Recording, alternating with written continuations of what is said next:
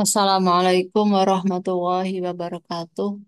Pada kesempatan kali ini kita akan membahas tentang resus.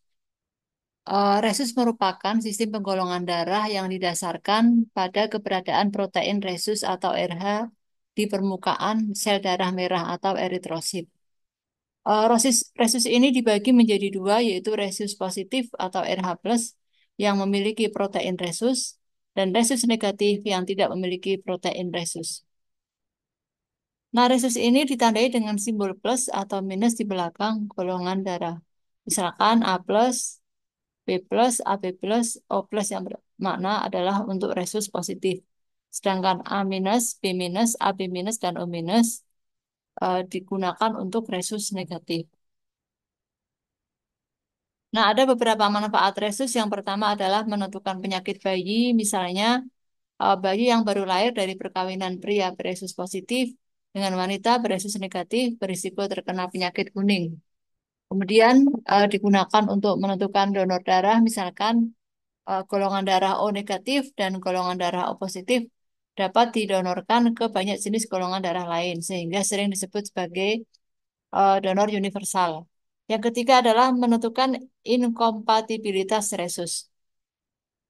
Apa yang dimaksud dengan inkompatibilitas resus adalah kelainan pada bayi yang dapat menyebabkan sel darah merah rusak.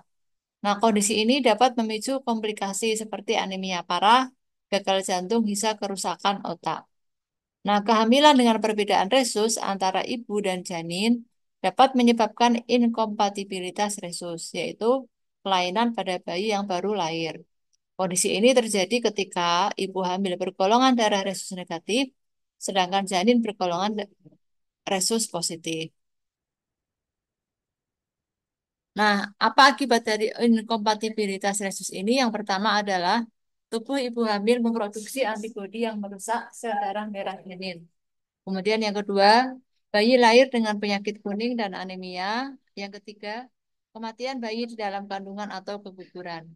Nah, inkompatibilitas resus biasanya tidak bermasalah pada kehamilan pertama, namun pada kehamilan berikutnya, antibodi sudah mulai terbentuk dan dapat menyerang sel darah merah janin. Resus positif atau RH plus memiliki antigen D dalam darah yang mengandung aglutinin atau antibodi atau anti-RHD. Misalkan resus positif A plus, B plus, O plus atau AB plus. Sedangkan resus negatif sebaliknya, yaitu tidak memiliki antigen D dalam darah yang mengandung aglutinin atau antibodi anti-RHD. Nah, jika ibu memiliki resus positif dan janin beresus negatif, maka tubuh ibu akan memproduksi antiresus untuk melindungi diri. Nah, dalam kondisi ini, tubuh ibu akan menganggap resus negatif janin sebagai benda asing di dalam tubuhnya. Kondisi tersebut baik buat ibu, tapi akan membahayakan kondisi janin. Kenapa? Karena antiresus itu akan menyerang janin dengan menghancurkan sel-sel darah merahnya. Selain keguguran dapat menyebabkan erythroblastoses fetalis, yaitu kerusakan sel darah merah, memicu penyakit seperti kerusakan otak atau pernitellus, menyebabkan bayi lahir dengan keadaan hati yang bengkak dan paru-paru dipenuhi cairan, dan menyebabkan kematian. Nah, apa yang terjadi jika ibu RH negatif dan ayah RH positif?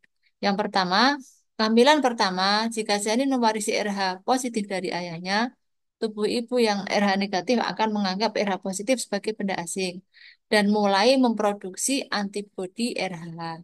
Pada kehamilan pertama ini, biasanya antibodi tidak sempat menyebabkan masalah serius pada janin.